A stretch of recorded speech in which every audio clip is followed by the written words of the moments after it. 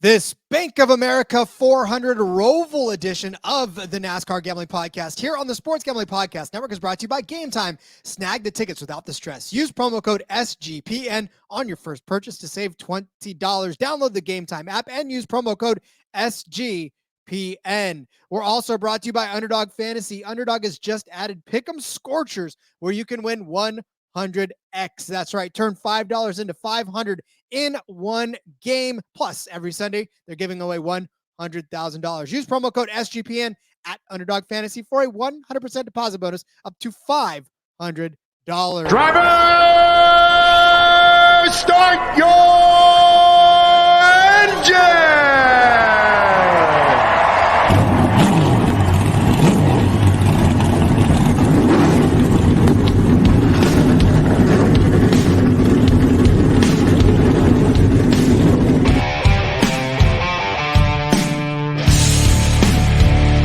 Strap in and pull those belts up tight as the Sports Gambling Podcast Network presents the NASCAR Gambling Podcast.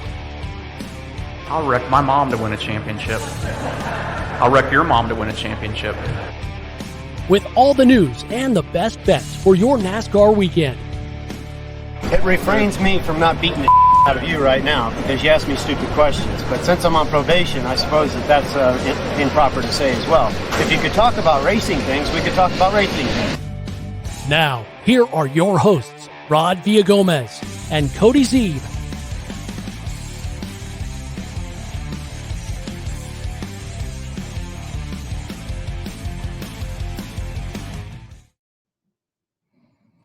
It is the NASCAR Gambling Podcast here on the Sports Gambling Podcast Network. He's Cody Zeeb. Special guest, the Cardboard. I'm Rod Villagomez. You got to be watching on YouTube. If you're not watching on YouTube, Cody's got the best cold opens in the world.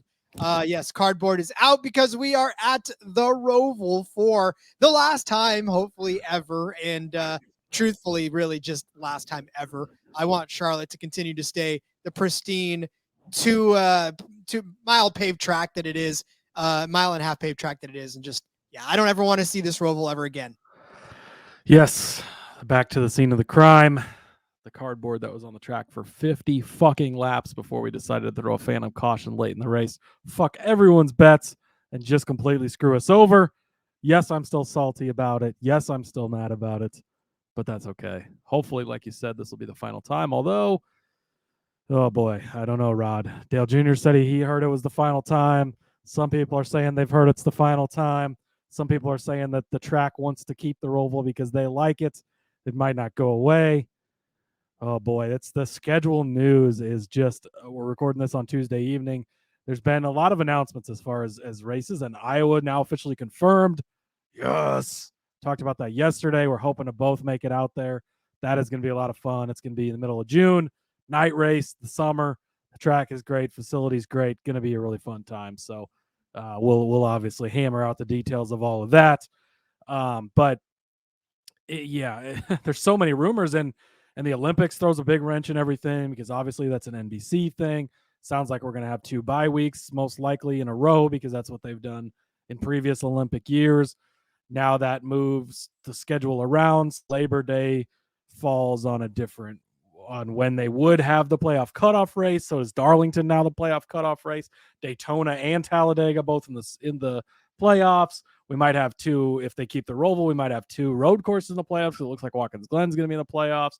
The Iowa race is replacing Auto Club, which is generally in late February, early March, but that's going to be replaced by Sonoma. The schedule next year is going to be insane once we finally actually get all the details.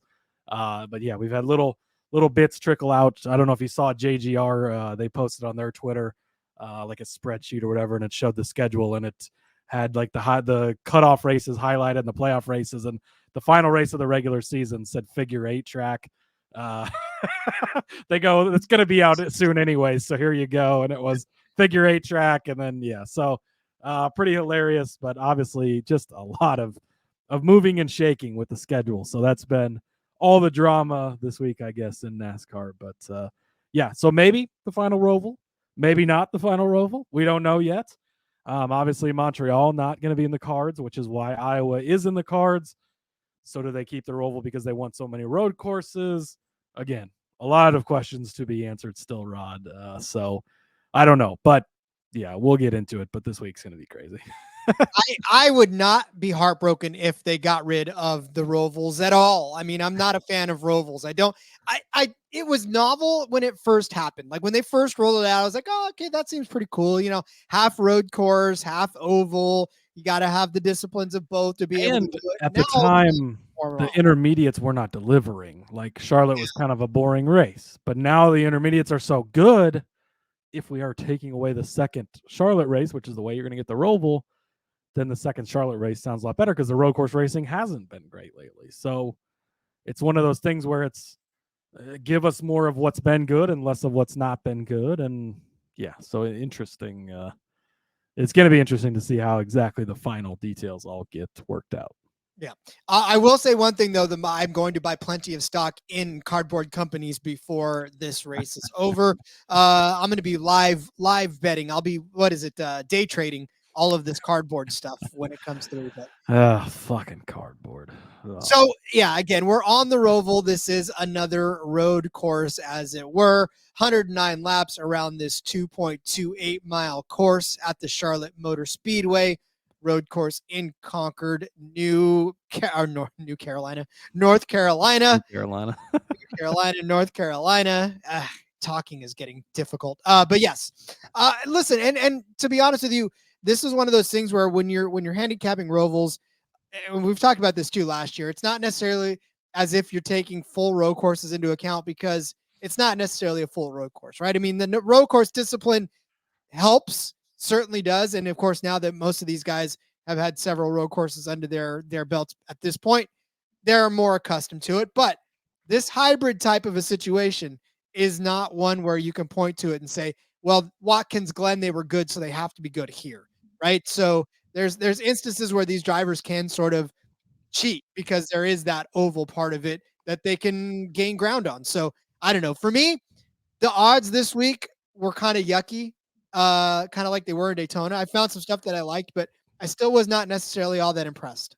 Yeah, so there is a lot that's going into this weekend too, and so I think that the best way to approach it from a betting aspect, we can go a little heavier than we did at a place like Daytona Talladega last week, rather, because obviously that's just the complete unknowns of the super speedway, right? But this week there is a lot that goes into this, so it's a cutoff race in the playoffs. That's going to be very important. Looking at the point situation, right? We've got Byron's locked in, Blaney's locked in, so they can just go race. Hammond's at plus 50 to the good. Means he has to finish 29th or better. So he gets stage points. At that point, he can clinch earlier or whatever. Bell is 22 to the good. Buscher's 19 to the good. Truex 17 to the good. Larson 15 to the good. Keselowski's 2 to the good. Then Reddick is 2 to the bad. Wallace is 9 to the bad. Chastain's 9 to the bad. Kyle Busch, close to him, not must win. He's 26 to the bad. So the points are going to play a huge part in it. And part of that, they're reinstating the cautions, right? So now at the end of the stages, there will be cautions. So with 2 laps to go right before they close the pits, you're going to have people pitting to flip the stage and get the track position. You're going to have people that'll stay out. A guy like Tyler Reddick mentioned in his post-race interview that he was probably going to be points chasing, right? So where does that have him fall then for being able to win the race? It's much less likely he wins the race. Now, is that what they actually do? Does it depend on the situation? Again, there's a lot of unknowns there, right? And we don't know everything, but you're going to have to factor that in because guys are going to be points racing. If you can go get 20 stage points or 18 stage points or 15 stage points, that might be all you need to move on to the next round. There's going to be guys that aren't worried about points at all, and they're just going to be going for the win. So you've got to take that into factor. You've got to take cardboard into factor because this race could be led Max Verstappen style by Chase Elliott, and he's going to cash all of your bets for you. And then a piece of cardboard that's been on the track for 50 laps might cause a caution flag, and it fucks everything over. It's happened before. Why couldn't it happen again, Rod? So you got to keep it in. You got to keep it in mind. And just the playoff intensity, right? It's getting close here because we're at 12 guys. We're cutting it down to 8. Once we're at 8, you're close to getting to that Final Four, close to having that championship in your grasp. So all of those factors are going in this weekend. The heartburn turn, right? That's what they've called turn 1 before. Tom's even sponsored it for a couple of years. We saw the entire field wreck into that turn at one point at this race. There's a lot of craziness. They moved the start finish zone or the start line. They used to skip the chicane to start the race or restart the races and just restart on the roval part of it. Now you're restarting in the chicane. So there is a lot, and it almost seems to me like NASCAR is trying to drum up the drama, right? They want this to be a drama-filled race, and they're an entertainment company, right? We get that. So they're going to want that. If there's a piece of cardboard on the track late and they can throw the caution and rack them up and have a crazy, chaotic finish, there's a high chance that could happen. Does it turn into a Max Verstappen's type of race where somebody just runs away with it? That could also happen. So I think that, I know, though, I haven't looked at your bets yet, but the way that I've built my card, there's both. There's some, this is what should happen, and there's some, in case this turns into a super speedway race, we're going to try and hit some bigger bets, right? So you got to find a good mix of both. It's going to be an entertaining race, but it could be very chaotic. So again, I'm not going super speedway light this week, but I am keeping it dialed back from a normal race week just because there's a lot of factors that go into this. We don't know how people are going to be racing it. We don't know what situations who's going to have the opportunity to stay out and get points, who's going to have to pit, who's going to have to try and go for the win, who's just focused on the point. I mean, again, a lot of things going into this, and we don't know who's going to do what. It makes it a lot harder. Some of these head-to-heads, too, you look at them and you're like, well, that guy should beat that guy pretty easy. And then you're like, but that guy could be points racing, and in which case that guy could beat that guy because he's points racing. And so, oh, man, it makes it tough, but it makes it fun. Indeed, and we'll talk all about it. But first, let me tell you about Gametime. I hate buying tickets. I literally cannot stand it. The thought of it just makes me, I get so stressed that I can't even function anymore, and I just don't even want to talk about it. But I have to, because I have found a new way to do it that is far less stressful than anything you will ever encounter in your life, and that's Gametime. If you download the Gametime app, you're going to not only be stress-free when you're buying tickets, but you're also going to get rewarded for being a procrastinator, which I love to be, because sometimes I don't know whether or not I'm going to get a chance to go to my favorite concert, my favorite sporting event, my favorite backyard barbecue until the very last minute, at which point then I'm just out of luck if I want to buy tickets because the prices are going to be jacked up or there may not even be any left. That's right. Gametime has you covered. You are going to get great deals on last minute tickets. Plus, you're going to get that Gametime guarantee. If you buy on Gametime, when you buy actually on Gametime, your tickets are going to be on time and authentic, guaranteed. Plus, you're going to get flash deals on last minute prices and last minute deals. And if you find a ticket for your very seat, they're going to make up the price 110% of the difference. Plus, you're going to get the tickets delivered straight to your phone, not to your email, where you're going to have to dig around through all of the different emails that you got. It's all right there at your fingertips. So snag the tickets without the stress with Gametime. Download the Gametime app, create an account, use code SGPN for $20 off of your first purchase. Terms apply. Again, create an account, redeem code SGPN for $20 off. Download Gametime today. Last minute tickets, lowest price guaranteed. All you have to do, Cody, to really get the full gist of that is look at Sonoma a couple of years ago where, you had guys like Elliott and Larson out there battling around. Now, granted, they had pit problems anyways, but all of the different strategies that played out that even gave Daniel Suarez the chance to jump up there. I mean, I know that's what they're after, and I understand that they don't want somebody to run away and lead all 57 laps or all, 109 laps around this race at all, but look, man, if you're going to have a road race, you don't want to make it to where nobody knows what's going to happen. And I think that frustrates the drivers more than it frustrates the people watching because, you don't know. And you want to be able to set up your race. You don't want to race anybody else's race. And so if you're trying to decide, well, what's this guy going to do or what's that guy going to do and how's that going to impact my race? And I get to a certain extent that every race has that, but if as a driver, it's got to frustrate you to have, because on an oval, it's kind of like, okay, well, if you see somebody coming into pit, then by all means come into pit. Now, if you're on a road course, you're relying on a spotter that's telling you, oh, hey, by the way, this guy's coming into pit. Like, you're kind of asked out if you're around the backside and somebody else decides they want to come pit, from 14th or 15th and they're farther back. So, I mean, I don't know. It's just, to me, I don't need that. I don't need the built-in drama of pit strategy the way it's playing out on these rovals and on these road courses with the cautions. I just want to see these guys race it out. I don't want to see all that added layer of nonsense. Yeah, and I was a fan of taking the stage cautions away. I enjoyed the racing it gave us, and I get it. Watkins Glen and Indy Road Course kind of both were stinkers to a degree, right? But you go back to Sonoma, Coda, those turned into, I think, was it Sonoma kind of turned into a fuel mileage race at one point almost. Like there was definitely some things going on there, like, and we had some excitement going on with some other things, kind of the old school aspect. Now, part of me likes chaos also, and that's fun to watch. So there's a good chance we're getting that this weekend, right? But there's also a good chance that the best car in the field doesn't win. It might be Tyler Reddick that's the fastest car, but for him, it might be better to get a guaranteed 20 points and win both of those stages than to hope he wins at the end of the race or hope he gets a good finish and doesn't. It's not a late restart, and even though he's been the fastest car and he's first, and that piece of cardboard threw out the caution, and then he gets taken out going into turn one, and there goes his championship hopes. And so there's going to be guys racing on different strategies. So you're just going to have to watch out for that. So just keep that in mind as you're placing your bets. There was a couple of other pieces of news I wanted to get in real quick. Matt Crafton was fined $25K. Nick Sanchez was fined $5K for the post-race fight. No suspension to either driver.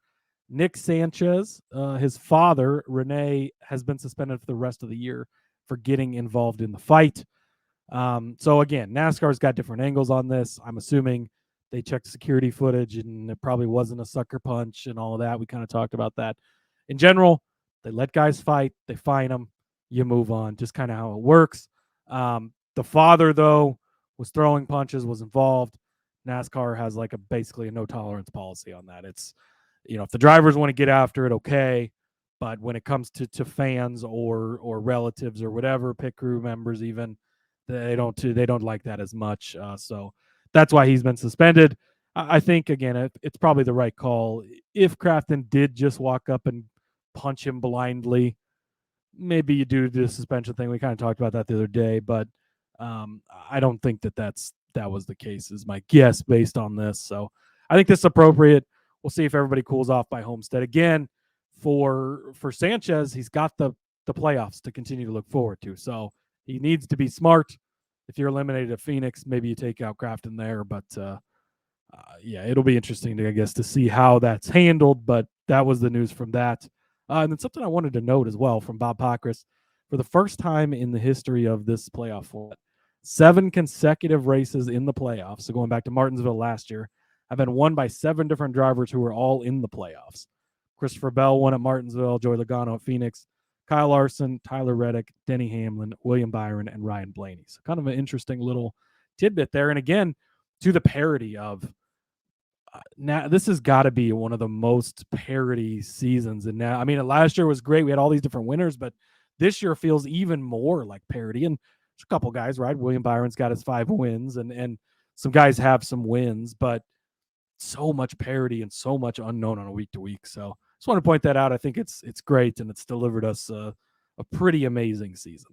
And it should drive the point home that it's very difficult to nail down a winner if 7 different winners have done it. I mean, outrights are not easy already, let alone when everybody continues to win. So, yeah, I like that as well. And listen, as far as the Crafton Sanchez thing, I mean, obviously, we've braced ourselves for a lot of retaliation over the last couple of seasons. We haven't necessarily seen it so much. I think these drivers know better now than to take their vendettas out on the track. Now, granted, we've seen a little love tap here and there, but it's nothing to the extent of I'm coming after you, I'm taking you out. I think no Matt Kenseth, Joey Logano. No Matt Kenseth, Joey Logano. I think the stakes are far too high anymore for that to happen. I mean, back in the day when they weren't really racing for multi-millions of dollars and they were just sort of, kind of rolling around, I think the stakes are way too high. Too many people have too much. And if you do it too much on purpose, like that Kenseth incident there, he was suspended.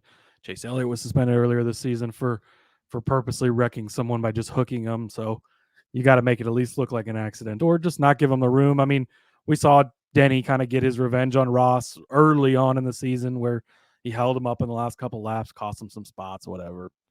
Yeah, just flat out wrecking a guy we haven't really seen too much lately. No, sir. All right, looking at this list of contenders we've got for this Roval, Andy Lally back in the 15 for the 15 car. Looking forward to that. Rick Ware Racing in that 15 car. We've got Zane Smith back in the 38. Mike Rockenfeller taking Carson Hocevar's place in that 42 car this week for the road course. Austin Hill in the 62. Todd Gilliland in the 51. And it'll be pretty interesting to see these road course guys back on the track. Yeah. Again. Lally, yeah, I like him, but he's not done much in that Rick Ware car. The main thing is Gilliland. Careful, because he's the guy that's popular top 10 pick and stuff like that. He's in the Rick Ware car, not the front row car this week. So I'd be careful a little bit on that. Zane Smith is going to be in the front row car. He's worth a look, but his numbers just aren't. I was hoping to take him top 10, but he's only like plus 350, which is kind of not good enough for me. And Rockenfeller, yeah, he's back in the 42. I think Hocevar will probably finish out the season in that on the ovals, but Rockenfeller did Indy and Watkins Glen right after the Gregson release, so not too surprising there. No, again, that's one of those suited for him tracks that they're going to bring him in for, and I think you're right. Road course ringer, so yep, yeah. Road course ringer, like Andy. Oh, we got to talk about Boris Said tomorrow, Rod. I'm so excited. Oh man, I can't wait for that too. And not just that, but I'm surprised they didn't bring SVG in for this one, like they tend to want. I think they might be in the middle of negotiation. I think they're still racing. I don't know. Speaking of that too, just real fast, Erebus, I'm gonna go with Motorsports. They're of the Australian V8 cars. They have plans to enter some NASCAR races in 2024 and field a car for Brody Kostecki, who we saw race for RCR earlier this season. They'll do so by building a relationship with Richard Childress Racing following Kostecki's Cup debut at the Indy Road Course earlier this season. They're going to, a team from the Australian V8 supercars is going to come over and create a NASCAR team in association with RCR and have some races for Kostecki. I would imagine all on road courses, of course, but be a little interesting thing. Another team kind of throwing their name in the hat. Won't be a charter team or anything like that, but like the Beard Motorsports thing is weird. They didn't race last. They almost always only enter super speedway races. Didn't enter last week to let Austin Hill focus on the Xfinity Championship, which Xfinity was not racing last week. And now he's racing the Beard Motorsports car this week while Xfinity is whatever. Anyway. I'm not a team owner or team manager. I couldn't even begin to tell you. I don't have a full explanation on that, but we're going to talk more about Austin Hill. So, come back. We will. We'll talk about Austin Hill. We'll talk about all our other favorite drivers. But first, let's tell you about Underdog Fantasy. We're actually going to have an entire episode dedicated to our Underdog Fantasy picks for this NASCAR race at the Roval. But Underdog Fantasy has also got a way to play alongside your favorite football team, as well as drive along with your favorite drivers all season long. Listen, hot off the presses, Underdog has just introduced Scorchers. Go for 5 for 5 and pick them Scorchers and enjoy a spicy 100 time the payout. From now until October 4th, Underdog is matching 100% of your first deposit up to $500. $100,000 Sundays continue on Underdog Fantasy. 10 lucky players are going to win $10,000 each. We're going to give you all, like I said, all of our favorite Underdog picks when we come back on our Friday episode for you. So stay tuned for all of those. So watch along. Make your picks, maybe make a little cash over on Underdog's mobile app or website, underdogfantasy.com. And right now, when you sign up with the promo code SGPN, Underdog's going to double your first deposit up to $500. Underdog Fantasy promo code SGPN. All right, the Roval, not an oval, not a road course, but the monstered hybrid of both of them awaits our playoff drivers. Like Cody said, it is a cutoff race. We brought back stage cautions and now we're stopping action because people couldn't figure out how to not. I don't know. I'm salty about that. That doesn't. I just don't need them. Yeah. It's a whole nother conversation. And if you've been doing road courses a certain way all season, why change it now in the playoffs? That's kind of. But again, it's NASCAR wants drama and there's a good chance this race is going to get dramatic at the end. So, Oh yes, for just sure. again, as you place these bets, again, good bets, and we like them, and that's why we're giving them out. But just keep that in the back of your mind that cardboard sometimes appears on the track, and 50 laps later we throw out a caution for it and fuck your bets. So, it happens. Amen to that. Speaking of bets, let's get into them, shall we, Cody?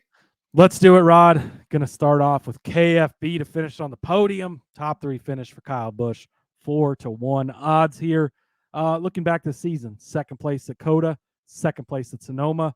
Roddy even finished 5th at Chicago. I'm not leaning very heavy on. Okay, so and you mentioned, I guess I should. You mentioned earlier, not leaning too much on road courses. So my view on this is, you look at the road courses in general because that's going to be the closest comparison you have, right? You lean a little heavier onto what have they done at this road course because it's different. You can look at the Daytona road course even of the 2020 season and whatnot, and kind of take a little 2020 and 2021. I think we went there. Take a little from that because it's pretty similar as well. So that's kind of how I'm looking at it. So 5th place at Chicago. Again, Chicago is really tough to compare. It's a street course, not a road course, different. But he did survive the chaos. Even despite being in the wall early, still ends up racing to 5th place. So it's notable to throw out there at least. But 2nd place at Sonoma, 2nd place at Coda. Great runs for him there. Rod, last year at this time in the season, he was completely checked out. He's leaving JGR. He's leaving Toyota. He's going over to RCR. He's going to Chevrolet. All of this, he still finished 3rd in this race. Even despite all of that, he had stinkers of a car. People were talking about how they were testing shit on him because they didn't care, and his shit was just blowing up every week. Like, he still finished 3rd. So good sign there. Tyler Reddick was also 8th place here last year. Why that's important? Because where Tyler Reddick ran good last year, Kyle Busch has run good this year. The setup of that car, obviously that's the car he's driving now. And his road course racing ability has been here lately. He's been good at this track. So give me KFB to finish on the podium at 4-1. And he is, real quick too, he is one of those drivers that this is going to be interesting because he's 26 points below the cutoff. You can race for points, yes, but in my opinion, he's just going to be going for the win. So I think he's going to try and be there at the end. He's going to flip the stages, keep the track position, which if you're betting somebody to win, you're betting somebody top 3, top 5, that's what you want them to do. You don't want them to points race because that's going to put them farther back at the end of the race. I think they're just going for it. Kyle Busch is just showing up. I need to win this race to move on. I think that's the type of race we get from him. I think that puts him in the top 3 at the end. See, and that's the only way that I can get behind this because you know that I don't endorse Kyle Busch at all for the rest of the season. Disclaimer. Yeah. Kyle Busch has had a lot of bad races lately. I have already checked out of Kyle Busch. There is no part of any part of Kyle Busch. So the only way I could get behind that is if he does decide that is all he wants to do is come out and win this race because, I mean, the writing is on the wall. When you wake up in the morning and you don't want to go to work, it shows in your production, and it's been showing in Kyle Busch's production over the last few weeks. And so, I mean, I get it. I get the track history. We always point to that and we use it in our favor when it goes to our favor. But, you know, also the recency bias of just him. I don't know. I mean, good luck to you. Good luck if you tail. But I certainly am off of Kyle I do Busch. think 4-1 too is the correct number. I wouldn't take this at 2-1 or something like that. Like 4-1 it's long enough odds that if you don't hit it, okay, it was 4-1, but there's enough that can go right, enough that can go in his favor, enough that lines up if Tyler Reddick and Kyle Larson are fast, but they decide to points race and he's going for the win at the end. I think enough lines up. The price is correct. That's what makes this a good bet. Yeah. And that's true too. The price is about where it needs to be. Because if it was any lower, I would definitely be completely off of it. So, all right, my first bet.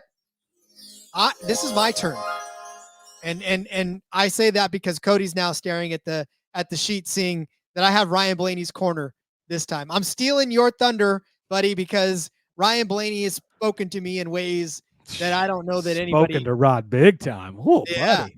Listen, I don't do this. You know, if you've listened to the show for like an episode, even that I don't normally fill an entire box, nor do I take a guy completely all over the place. Last week proved to me that there is something that has lit underneath Ryan Blaney. And I think that this is going to be a good week for him again. I don't know that they're going to go out because they don't need a points race now. They're in. Now they just need to go for the win. So while everybody else is messing around, trying to win stages, trying to win stage points, Ryan Blaney's just going to play the one that's going to get him to the front and probably end up getting him close to the win. So I'm taking him as a top 10. I like his top 10 number because his top 10 number is at plus 125.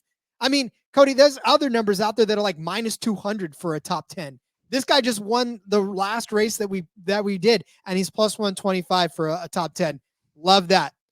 His top 5 number, plus 375. I like that even more. His top 3, fine, 8-1. I'm gonna ladder this thing all the way up to the top as Cody keeps climbing.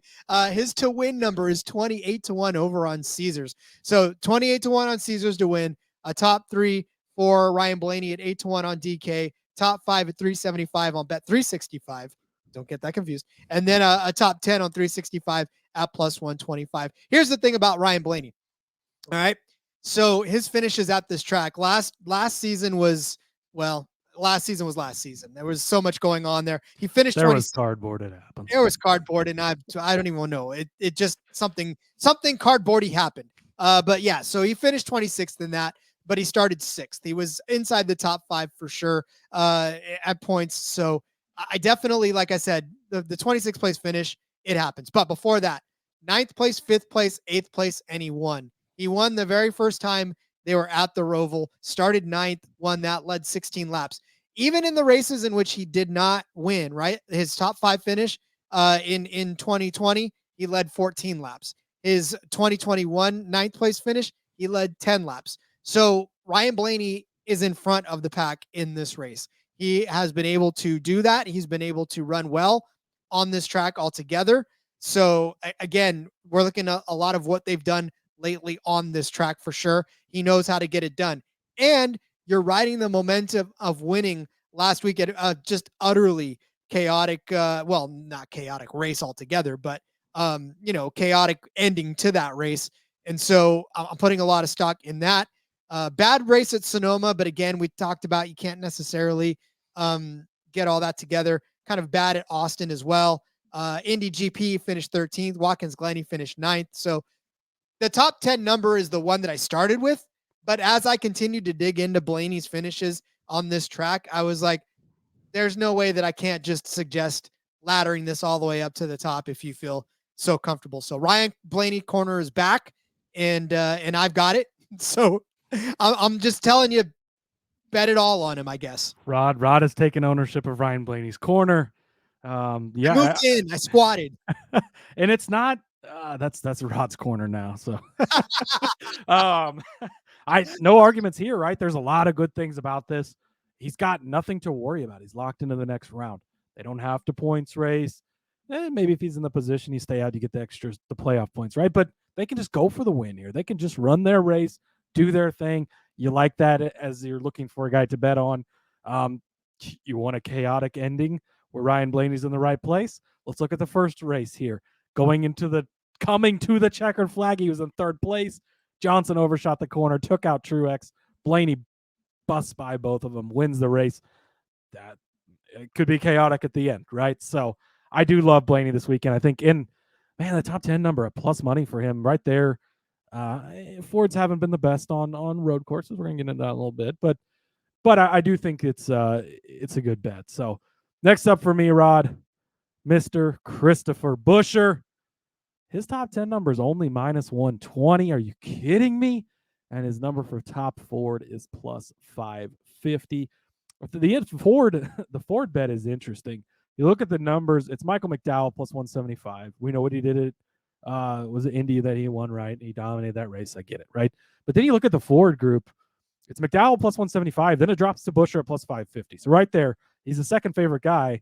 Only has to beat one other favorite, and he would be on the top, right? You're getting him a plus 550. I like that. It's Joey Logano. Again, hardest guy to predict in the garage. So on road courses. Austin Cindric, he's had his moments on. We talked about Ryan Blaney a little bit.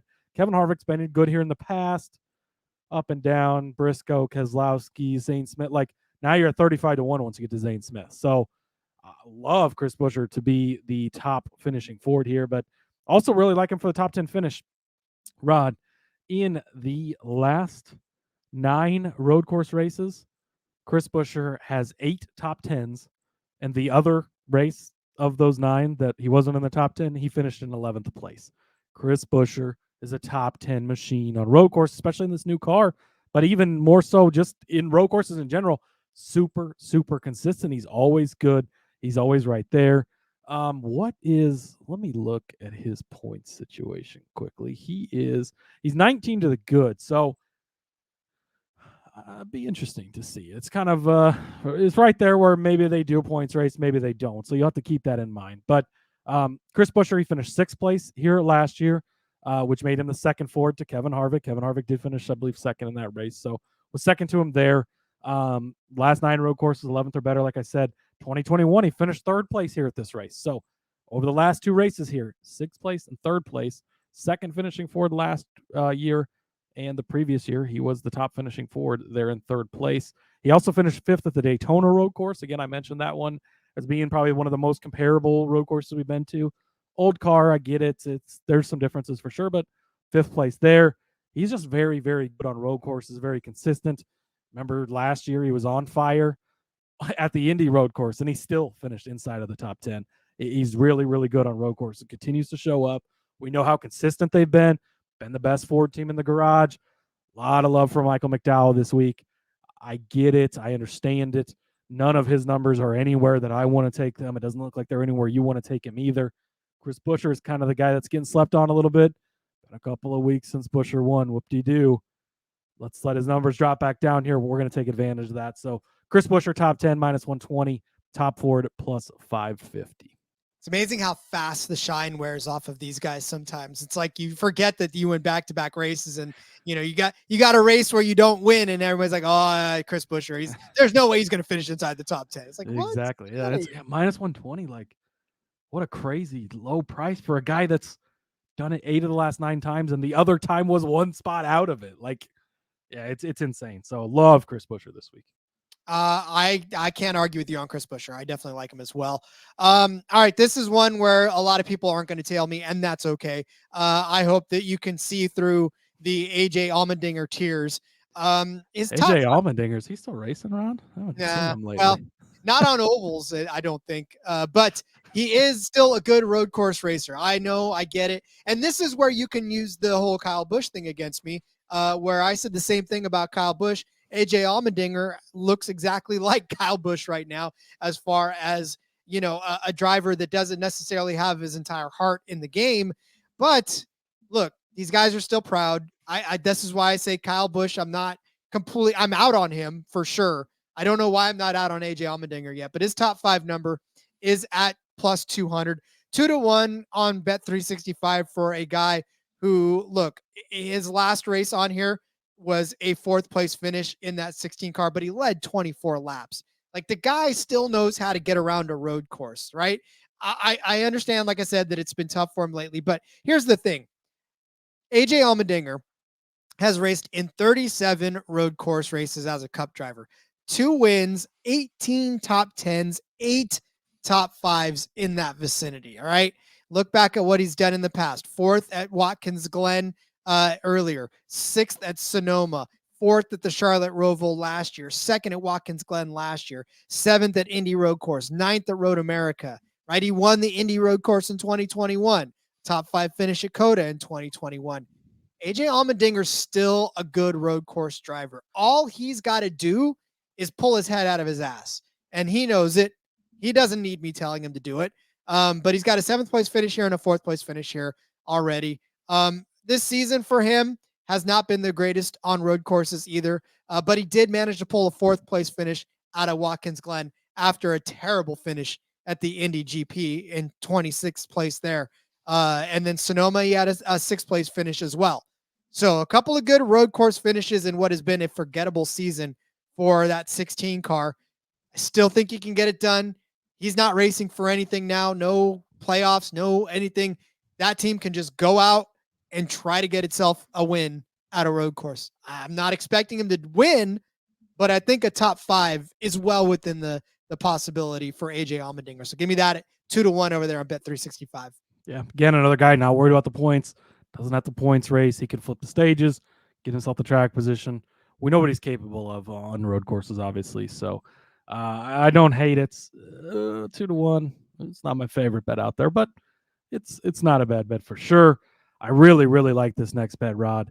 The only thing that concerns me on this is just absolute utter chaos, because that's where you could have to throw all the numbers out and things that don't make sense could potentially happen. But the number, Caesar's been great about this. We're kind of getting into F1 territory here. The number of Fords to finish in the top 10, they have it set at 3.5. Hammer the fucking under on this. Minus 110, Rod. I was absolutely floored they even offered this. So you go look at the top 10 odds for drivers to finish in the top 10.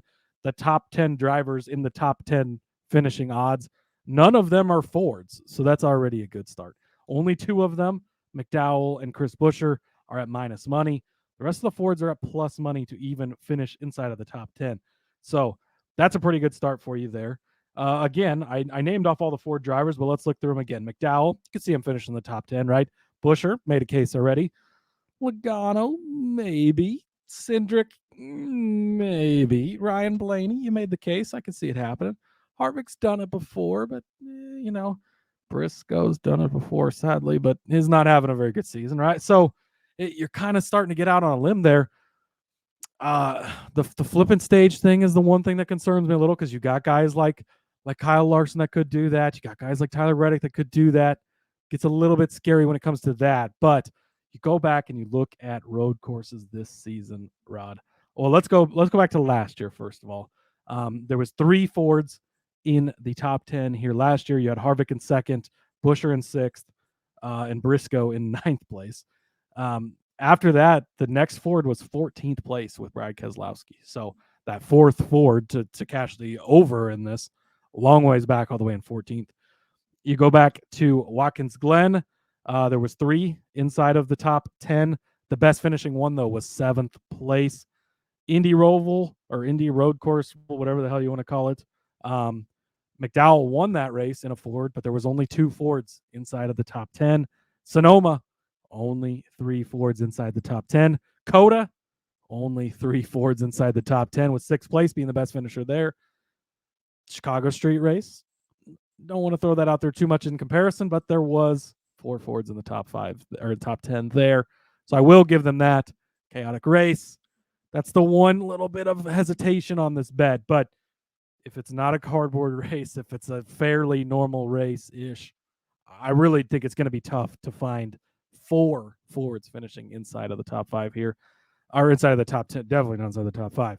Inside the top 10 to get 4 of them, I think it's just going to be really tough. I really thought this number should be 2.5. I mean, even if it was 2.5, I don't think I would take the over. So at 3.5, I'm definitely taking the under, and only minus 110. It's not juiced up. So I really like this bet. Number of Fords in the top 10, under 3.5. I like it because, I mean, even though I'm putting 2 Fords up there and you're putting a third in the, well, you said in the top 10, even though we're putting 3 Fords, I think those are the only 3 Fords that have a shot to be in there. Because, I mean, I can, Kyle Larson, Chase Elliott, Tyler Reddick, Kyle Busch, if you're going to throw that, even Ross Chastain, if you really wanted to get kind of crazy with it, there's 5 already, right? That's Allmendinger, Hamlin. Yep. I mean, there's Truex. a lot of, there's a lot of guys. It's going to be tough. And again, guys like Briscoe finished 9th here last year. That was some late race stuff with the cardboard and all that. And you get guys like Reddick and Larson that flip the stages. That could open up some top 10 spots. But even if those guys flip stages, there's a chance they're going to get back into the top 10 probably if they're fast as expect them to be. And with Fords this year, like Buescher and Keselowski are the only 2 consistent ones, and Keselowski's not very good on road courses. His championship hopes are kind of hanging on by a thread. He's definitely going to have the points race if he's got the opportunity. McDowell should be good, but you saw him dominate at Indy, and then at Watkins Glen, he finished last place, I think, right? So it's not always consistent. Buescher is going to be up there. Blaney's probably going to be up there. But even with Blaney, there's a case to be made that it won't happen. Harvick is coin toss. But other than that, like, it's just Logano. You never know what that guy's going to do. I know you're going to make a case for him next, or in a few. But I still think that you can get away with doing this. And really, you're going to have a fair enough number of bets on other Fords here with some of the bets we've given out. If Buescher cashes the top Ford and you don't hit this one, it might wash it out, being a plus 550 type of thing. Maybe you end up hitting both of them even better, right? This next bet you've got coming up as a Ford to finish good, but it's a big number. And so if you hit that big number, you're not going to care if he happens to be the the other Ford that makes it in there to put you over 4. So, I think under 3.5 is definitely the way to go. Yeah, this one definitely will cover you just in case that one doesn't happen. And if Kevin Harvick decides he wants to be that top one or the second one or whatever one that's in there to push you out of the winning, look, Kevin Harvick's number, and this is the only reason I'm taking it. It's a lot like what Cody said with Kyle Busch. There's only one way that I'm going to take Kevin Harvick as a top 3 car, and it's almost 10-1 bet here on Bet365. Plus 900 for Kevin Harvick to be a top 3 car. The books have written him off. We've written him off, and that's fine. I'm pretty sure that this is the time of the season where we probably can safely write him off, but he's not done yet. He's not off the track yet. He's still a driver. He's still one of the best to ever sit in that seat. So to me, that means that if there's still a pulse on him, then there's still a bet worth making on him. And this is it. Plus a top 3 car at plus 900, right? He's 9-1 to finish top 3. He started 22nd on this track last season, led 4 laps, finished 2nd. That is how bad of a car he had to start with. They made adjustments. They finished everything up. He finished 2nd in that race. Loosened a couple windshield bolts. Got him right at the top. Windshield bolts. And that's what I'm saying. He finished 2nd last week, right? Unfortunately, on the track. Yes. On the score sheet, no. But he got a 2nd place finish last week. And that means that there's still fight in that team. There's still fight in that driver. He doesn't want to go out, right? In 2019, he finished 3rd place. He led 34 laps on this track as well. So, I mean, has it been fantastic for Kevin Harvick? Absolutely not. This is a season that he's going to wish he could have one more so that he can kind of recap and just go over what he was going over. But again, a 2nd place finish last week, a top 3 finish on this road course, something he's done twice in 5 tries. Like I said, the 4 team's not done. And at 9-1, I almost feel like you have to put this on there just in case he does what he did last season and sneaks up into a 2nd place finish like we've been talking about all episode long. He's got nothing left. I mean, non-playoff drivers already have nothing to lose at this point. He literally has nothing to lose because at this point next year, he's going to be in the booth talking about this, not actually racing around in it. So I think he goes for broke from now on, just like Cody said too a couple episodes ago, where, I mean, listen, from now on, oh, wait, that windshield's loosened? I mean, they're not going to put him through tech every single week, but again, I just feel like there's a strong case to be made for a top 3, especially at 9-1 for Kevin Harvick this week. Rod, I am saving all of my Kevin Harvick money for for Phoenix because that's where all my Kevin Harvick money is going. I did want to say our buddy Greg Mathern over on Twitter at gmathern84, he did share some rules. If you did have any Kevin Harvick slips last week, they were graded as losses. Make sure you're double checking the rules because some of these rules, like he points out here, at MGM, I'm going to call them out. They're trying to fuck people over. They're violating their house rules and grading Harvick bets as a loss, where their rules state that the wagers will be settled according to unofficial results reported immediately at the conclusion of the race. So if you did have any Harvick bets, make sure you're checking that. Make sure you're checking the rules. They legally have to abide by those rules. The Gaming Commission, all of that. Greg is a good guy to reach out to if you've got questions, you need help.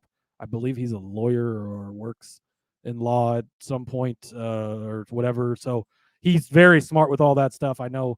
But I had seen his tweet earlier, so I did want to mention that. Good time to bring it up. Kevin Harvick, the number's great at 9-1. He's done it before, just last time we were here. So there's that. Good avoiding chaos. If he could be there at the end type of thing. Not going to be racing for points. He can flip the stages properly. All of that stuff goes in his bucket. And Rod, this week, I think you've got to have some long shot bets just in case things get crazy. So in that case, let's do the same thing here. Couple of top 10s, and this is just building for chaos. This is cardboard on the track late. We end up in 4 overtimes. The leaders wreck each other. Then a bunch of cars wreck going into turn 1. There's a big crash in the chicane on a restart. Whatever the case may be, these are 2 drivers that are good drivers. They're good at avoiding chaos for the most part. They're good at finding themselves in decent positions, can work their way into the top 10. I think that makes them worth top 10 bets this week. Austin Hill, plus 750. Talked about he's going to be in that 62 Beard car. That's a pretty good car when it shows up to the track. It shows up good. They mostly race super speedways, like I mentioned before, but with Brennan gone, they were racing some road courses as well. He was decent enough on there. I don't have his stats in front of me, but Austin Hill, very good at road courses in the Xfinity Series, and we talk about it. He's so good at just putting himself in position, be there to capitalize. How many times have we seen the leaders wreck late in those races? We've seen the crazy overtimes. He just plugs away and gets the good finishes. In the Xfinity Series, 4th at Indy, 3rd at Road America, 8th at Sonoma, and there was 4, 5, 6 Cup guys in that race, I think. Still finished in 8th. 5th place at Portland. He's had a very good season of that. We talk about him almost every week on the Xfinity Series show. Good at putting himself in the right place, surviving till the end, and being there at the end. I think at plus 750, he's worth a shot. And also, Rod, Mr. Corey LaJoie, top 10 finish at plus 900. Now, I know some of you may think this is just a homer pick. It's just because I love Corey LaJoie. And that might be the case because I do love Corey LaJoie, and he is one of my favorite drivers. But Roddy finished 12th place here last year. That's only 2 spots outside of cashing a top 10 finish. And one thing I've noticed about him, especially lately, qualifying has been, he qualified top 10 at Bristol a couple of weeks ago. At the road courses, he qualified 10th place at Watkins Glen. They ended up starting in the back because they had to change something after that. So he didn't get a start there. But 14th place at Indy, he was qualifying. Their qualifying effort has really stepped up. Obviously, there's been a massive influx of cash over at Spire Motorsports. They're throwing it around like it grows on freaking trees. So there's a lot of money, right? It's coming in. They're continuing to get better and better things. But you come back and you look at some of his finishes. 20th place at Watkins Glen. I understand that's not a top 10, but that's a decent day, right? 10 cars in front of you get wrecked. There's some late chaos. You got guys flipping stages now that they weren't doing in these other races. Corey doesn't need to flip stages. He's probably not going to be in position to get the stage points, right? So they can go for the track position game. They can play that game. I think the stage cautions probably help a team like Corey LaJoie, right? Because it does bunch the field back up. It does give him that opportunity to jump some people on the track. And if he can get those positions on the track, he'll be better at holding on to them, better at keeping them forward.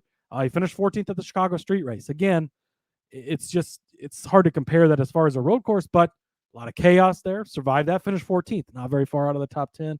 20th at Sonoma. He was 11th place at Coda, 1 spot out of being inside of that top 10 at the end there. Little chaos there. Like I said, he was 12th here last year. He was 18th at Indy last year. So it's 9-1 for a reason, but if it gets chaotic at the end, if they pull out the cardboard thing, if there's wreck after wreck, if we're 6 overtimes into this thing, and it might not even take that much. I mean, he did it.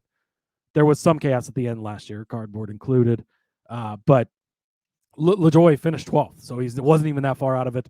This team is miles ahead of where they were last year. A top 10, not out of the question for him or Austin Hill. Again, these are kind of built for chaos bets. I think there's going to be a fair amount of chaos. I think these are good guys to take. Austin Hill plus 750, Corey LaJoie 9-1, top 10. And again, it doesn't take much for these to hit and hit big. So definitely love both of those. I can't argue with you on Corey LaJoie anymore. It's just, that's the way this rolls. It's built into this show's DNA now, where Corey LaJoie's got to be part of it. So, all right. Speaking of guys that are hardwired into this, we tend to have trouble, like Cody said, pegging where Joey Logano is going to finish. But I will say I'm fairly confident in the fact that he's going to finish better than Ross Chastain in this race. Minus 115. I know that earlier I had said, Chastain could be one of those top 10 finishers, and he can. I mean, we know that he is a solid enough road course racer that he could get it done. In fact, earlier this season, he had a 4th place finish at Austin, right over there on the road course at Coda. But it has not necessarily been all that great for him afterwards. I mean, a 10th place finish at Sonoma, that's all fine and well. 22nd in Chicago. Again, we're not necessarily weighing it, but Indy GP 18th or 17th, Watkins Glen 18th.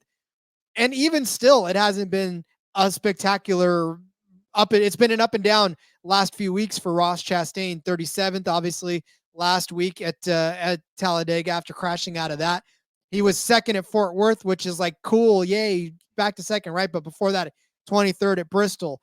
13th at Kansas, 5th. He's been all over the place, right? It's so difficult to, we talk about how difficult it is to peg where Logano's going to be. You try to peg where Ross Chastain's going to finish from nowadays. I will tell you one thing, though. on this course in particular, on this Roval, he is horrendous. It doesn't matter what car he's been in, whether it was the 7 car in 2018 where he finished 24th after starting 35th, whether it was in the 15 car in 2019 when he finished 22nd, started 37th, whether it was in the 42 car last season or 2 seasons ago where he started 27th, finished 23rd, or last year where, yes, he led 3 laps, but he finished 37th after starting in 10th place in the 1 car. He has been atrocious on the Roval. He has not figured this Roval out. Joey Logano, on the other hand, I mean, look, at none of these are really all that to write home about. 10th place. He did finish second in 2020, so good for him. 7th place finish in 2021, respectable. Started on the pole last season, ended up finishing 18th after leading 27 laps. So he was in that, but all finishes better than Ross Chastain on this track. Again, Joey Logano, we don't know how he's going to approach this race in particular, but again, I don't think it matters how he approaches it. I just feel like Ross Chastain does not know how to run the Roval for the life of him. So I don't really put much stock in him.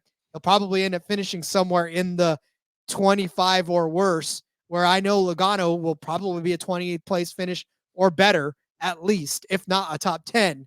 You know, his potential for a top 10 is much better than Ross Chastain's. So at minus 115, I'll go ahead and take Logano over Chastain in this race on DraftKings. Yeah, I like this for a lot of reasons. Again, Logano is just a tough guy to peg, but Trackhouse has been off. Chastain's been off. I have a feeling we're going to need some type of Hail Melon being thrown here because he's 10 points out of it heading into this race. That's not good. Is he going to be in a position to even get stage points? If he is, he's going to have to race for them, but he might not be. And then they're trying to do strategy. They're trying to do something to just throw a Hail Melon and get up there. There's no wall to ride like Martinsville. I don't see him advancing. I think it's going to end up, I think he's probably going to push too hard. There's still a little bit of immaturity, I think, there that he's got to overcome still. So I do kind of fading Chastain. Logano might not be my favorite guy to fade him with, but I would take the Logano side in this matchup. Rod, taking a page out of your book with this next one. Give me the winning car number as odd. This is minus 115. I was kind of surprised that this was only minus 115 because if you look at the odds, 3 of the top 4 guys are in odd numbered cars. You got Chase Elliott, you got Tyler Reddick, and you got Kyle Larson, all in odd numbered cars. Now Byron is sprinkled in there in the middle of those guys, and he's obviously in an even numbered car. As you kind of go through the list here, a lot of guys that I would really like to have a part in this are in odd numbered cars. You got Martin Truex Jr. We know he's capable of winning on road courses, right? We almost won the inaugural race if Jimmy Johnson had taken him out in the chicane at the end of this thing. Denny Hamlin, stay tuned. We're going to talk about him more in a few minutes here. You get Daniel Suarez. He's won a chaotic road course before, right? Yeah, it's probably not happening, but Chris Buescher is part of this. He finishes in the top 10 every time, so maybe he's got a chance to win this thing at the end. You get a guy like Chastain. He's won on road courses before, cashes the 40-1 at Road America or at Coda last year.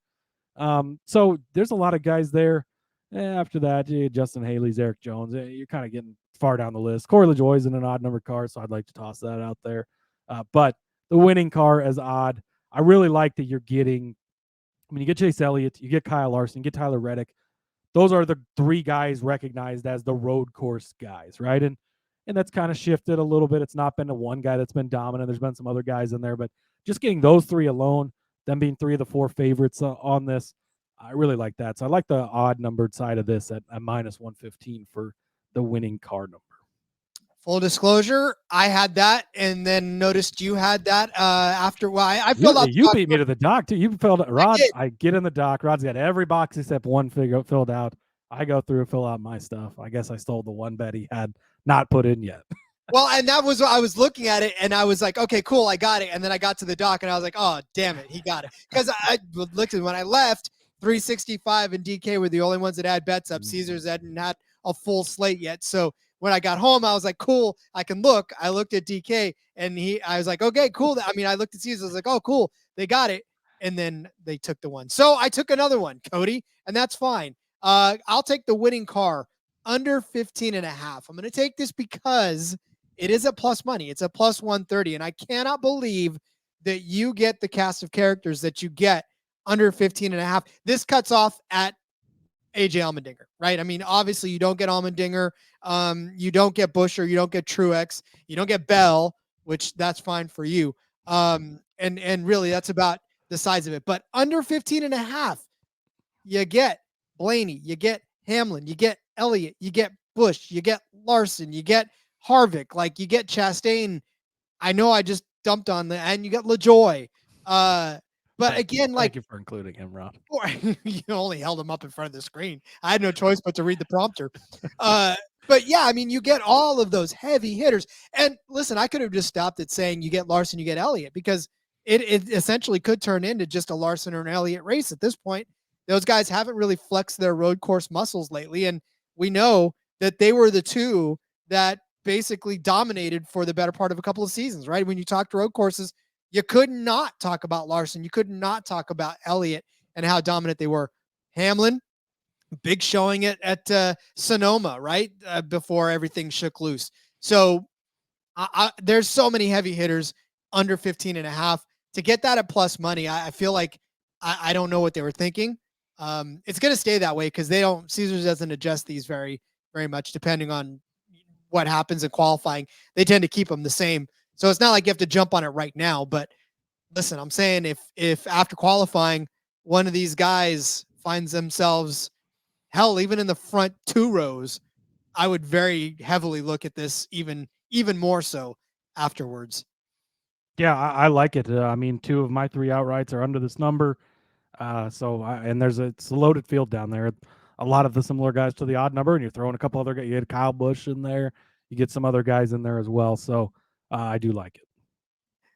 I'm not for Kyle Busch. I just said his name because he does happen to fall under that number, and some people out there may want him. He's had some good finishes here. He's had some good finishes on road courses.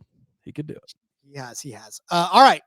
We'll be back with our winners after this. Hey, everybody. If you play fantasy football, especially in auction leagues, or you're a whiskey fan. Yes, exactly. Check out the Sports Gambling Podcast Fantasy Football Channel show, Old Fashioned Football. Coming to you every Tuesday morning, give us a listen. We'll bring you the latest fantasy football data, including The injury report, studs and duds, waiver wire targets, and suggested fab. market movers. After all, we are the Marks. He is my hubby. And she's J Mark's wifey. And we're bringing all this to you while drinking an old fashioned and giving you our honest review of a different whiskey every week. All that and more. Hop on over, give us a listen, come for the football, stay for the whiskey. This ad's almost done. Going once, going twice. Sold. That live episode from Iowa is going to be lit. We may have to sell tickets to that. There you go. We could use Gametime. See how it works. Yeah. Oh, yeah. There you go. You could buy them all last minute. We'll give you all good deals. Maybe you guys can all drink some old fashions with us when we're out. Yeah, we'll have to turn that into like a crossover with old fashioned foot. That could be a hell of a party. Oh boy. I'm excited already. Now we got a date. I've already told my wife the date. We'll see how she thinks about that. But if she needs me to convince her, then I'll get her on the phone with you, Rod. I was gonna say, don't call me because I won't convince her. Oh, thanks. I appreciate your help. Well, hey, listen, she's probably gonna be like, I buckle under the pressure of strong women. So there you go. All right. All Let's right. load up some winners, shall we? This is the week, Rod. Chase Elliott. He comes in as the favorite. It's 6-1. It's not super sexy. I get it. But he has got nothing to lose. He doesn't have to worry about stage points. He doesn't have to worry about points. He doesn't have to worry about points. He might have to worry about cardboard, but he doesn't have to worry about points. He is just going out here to win this race. Rod, he maxed Verstappen to this race last year, blew everyone out of the fucking water. I know he's not won a road course race in the next gen car, but prior to that, he was the best guy on road courses. He is going to be fast. Guys like Tyler Reddick are going to be fast. Guys like Kyle Larson are going to be fast. But Rod, I think they're going to race for points because they have to. They're forced into that situation by NASCAR here. This sets up perfectly for Chase Elliott. Whether he's the fastest car, whether he's the third fastest car, whether he's the fifth fastest car, he's going to flip the stages because he doesn't have to worry about the points. Yes, they're still in the mix for the owner's points. I get it. I don't know where they're at right now. It doesn't matter. They want a win. It's been a full season, 36 races. He hasn't competed in all of them, but it's been 36 races since Chase Elliott last visited Victory Lane. Won the most races out of anybody last year in the Cup Series. He is getting back to victory lane. This is the week. Chase Elliott's good on road courses. It all sets up perfectly. This is revenge for Cardboard Gate. Chase Elliott's going to cash these tickets 6-1. Book it, baby. Just in case he doesn't, your insurance plays the week, brought to you by USAA and Rob Gronkowski. Sorry, I couldn't help it. I had to go there. Rob. Oh, Rob. Anyways, Denny Hamlin. Rod, some books he's 14-1. Again, down there a little, but 20-1 over on Superbook. If you can get him at this number, I would take it. It is weird to bet on Denny Hamlin on a road course. I will admit that. But, Rod, he finished second place at Watkins Glen just a few weeks ago. Talk about qualifying. Holy shit, he's really good at qualifying on road courses. He's got, 3 poles on road courses this year, if you want to throw Chicago in there. He's just been good at it, and he's learned. He has taken the time, and he has learned so much from Tyler Reddick coming over into his camp, and he's taken it from him. So second place at Watkins Glen, had a great run that day. 13th place here last year, not the best, but 5th place in 2021. So he's run well here before. He finished second at the Daytona road course back in 2020, and he's not been a couple of rough seasons, right? Last year, Toyota was just utterly horrible early on in the season. By the Roval, they kind of figured it out. Bell wins because the cardboard. Busch finished good, and we talked about that earlier. Hamlin finished 13th, okay, but Toyota struggled, but he's been really good at road courses in his career. He's got 14 top 5 finishes. He's won at Watkins Glen before, so he can get it done on the road courses. Denny Hamlin, 20-1, could get some late, and I don't think he really needs the points race. I think that he would rather go for the win. Like I said, all he has to do is finish 29th or better. I think even if he qualifies well, if he's running good up front, I think they flip the stages. I think they go for the win because you could get the stage points, lock yourself in, play it safe, but that's not Denny Hamlin. He wants to win. He's going to go for it. And if he goes for it and it doesn't pay off, I think he'll be okay with that.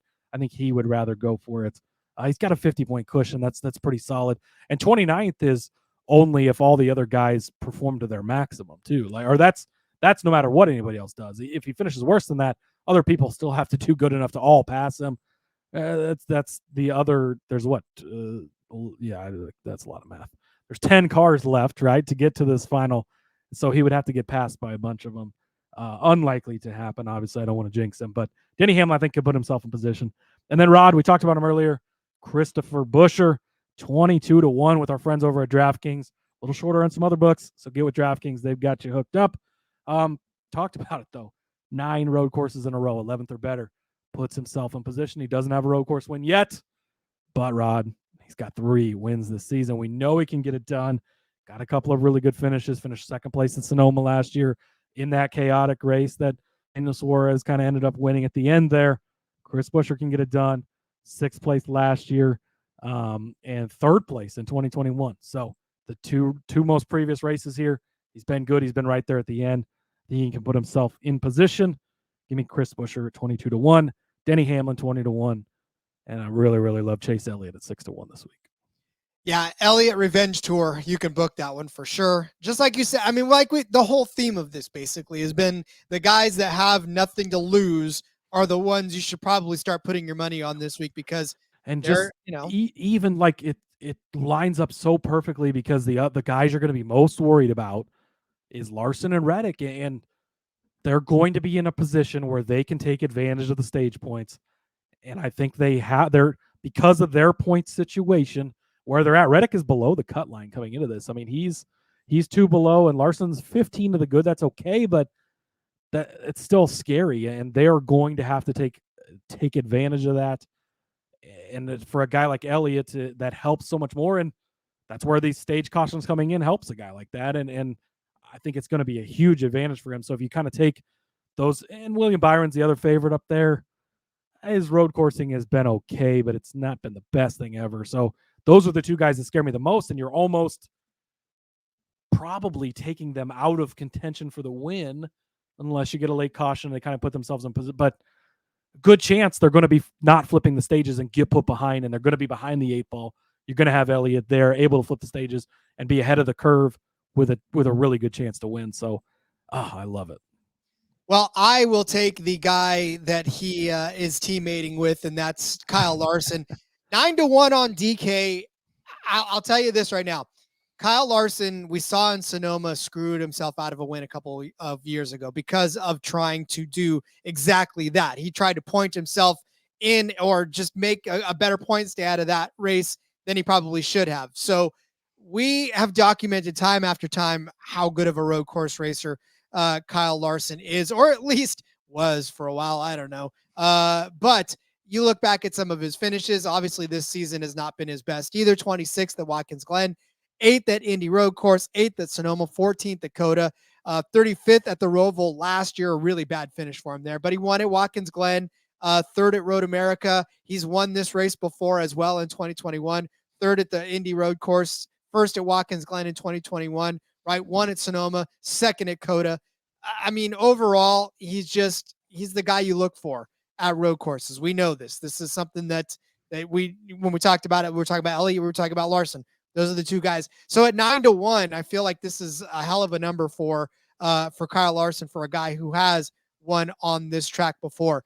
Outside of that, been some pretty bad finishes. Last season, obviously, was some trouble for him as he finished 35th. Scary wreck for him last year. Very That bad was wreck. the Yeah. throttle sticking, getting into Austin Dillon. That was Yikes. Yeah, that was a rough one. Yeah. So yeah, if his throttle doesn't stick, who knows where he ends up, right? I mean, it was a bad situation made worse by what happened. So that took him out of contention. So, but anyways, for Kyle Larson, like I don't know that this team wants to put themselves in a position like they did in Sonoma a couple of years ago, where, you know, they did kind of screw themselves out of a better finish. They could have probably won that race. Elliott, the same thing, right? Those were the two strongest cars on that track all day long. They try to play the points game and they end up getting bit in the ass. So I'm not necessarily sure that Larson, I know he's 15 points up right now, but I also don't know that true points racing is the way to go for Kyle Larson. I think they should just go for the win, right? I mean, I don't think playing it safe is going to get them anywhere. I think they need to win. I think that's they did it right to get into this round. I think they need to do it to get into the next round, because honestly, that's the best chance for Kyle Larson to make it all the way through, is just to keep winning, right? This whole playing it safe thing is not, it hasn't been doing it for him all season long. Like this has not been the Kyle Larson season that we thought we'd see this season. And so they need to do something, and winning on the Roval, winning in this race in particular, I think is the statement going back into this next round of the playoffs. So again, 9-1 is really the number. That's why I chose this. It was 9-1 for Kyle Larson.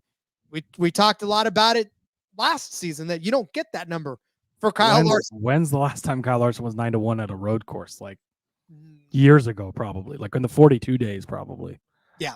I think it's worth a gamble at 9-1. Yeah. I think for that reason alone, it's good. There's also a number of ways you can paint this, right? They may not have the opportunity for stage points, so it comes up late in the race. They set themselves up, go out there for the win. Maybe he gets stage points in the first stage. Their cushion's getting comfortable. One or two guys behind them are out. Now it's really looking good, and they decide to shoot for the win there, and they flip the second stage. There's a lot of things that could go into this. You expect him to be fast. How many times did I mention him when I was talking about Chase Elliott? He is going to be one of the other better cars on the day. So I think at the number, it is good. So yeah, I think that it is a good bet to make. All righty. So get out your pen and paper. We'll tell you some of the other good bets that you should be making for this Charlotte Roval.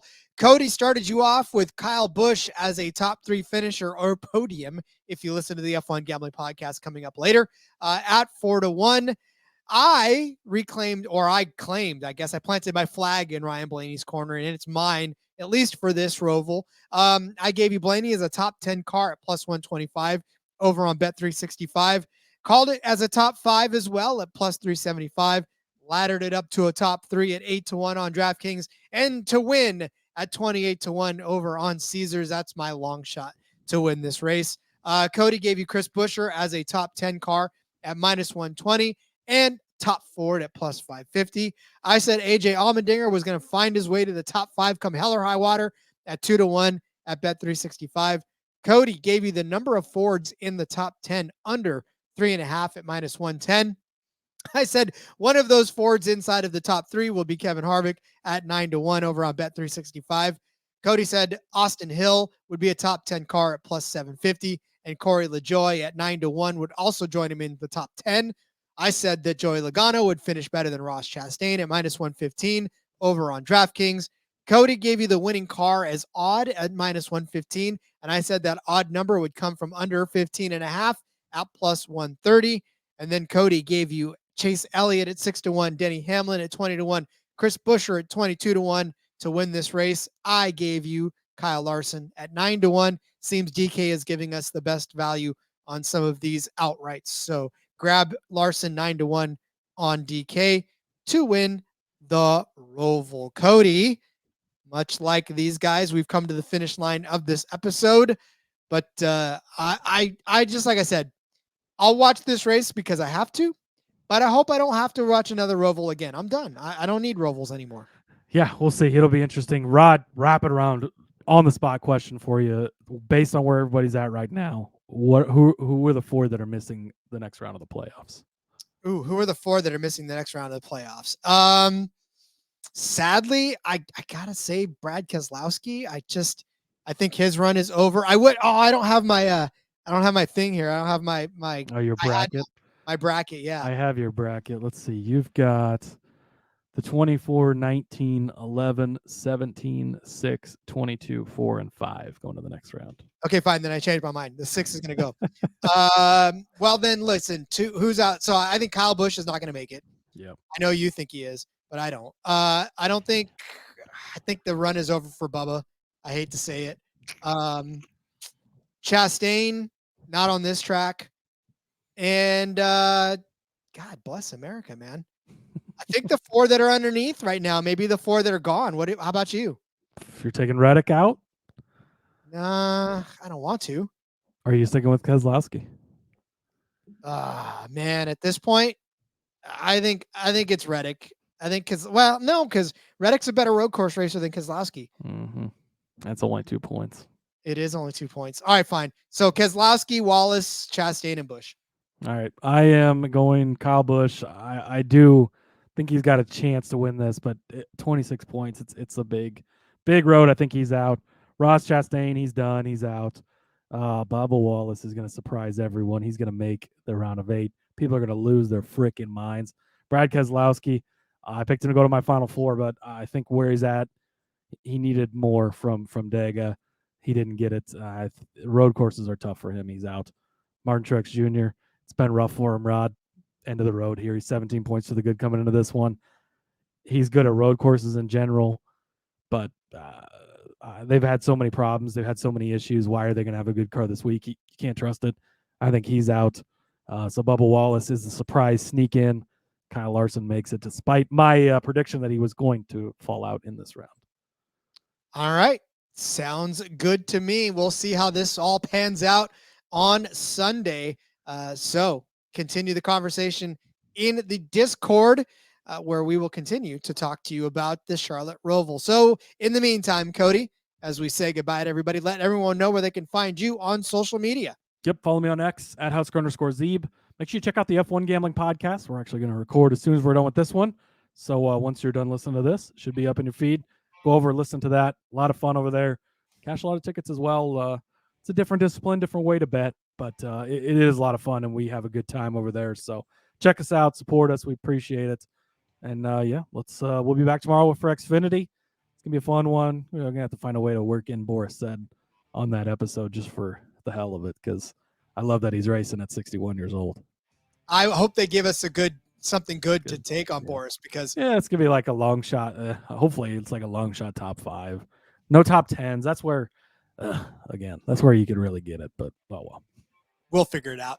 Anyways, I'm on X at RJ Villagomez. Link in the bio, everything I got going on, whether it's here. Make sure you check out the Back Road, Seth and Elliott holding down for you over there on In Between Media. And then, of course, all of my prop articles for the NFL for Sportsbook Review. It's all link in the bio. We'll see you again with more of the NASCAR Gambling Podcast. And we are the official sponsors of Cardboard. We'll see you guys. Until then, let's go racing and let it ride.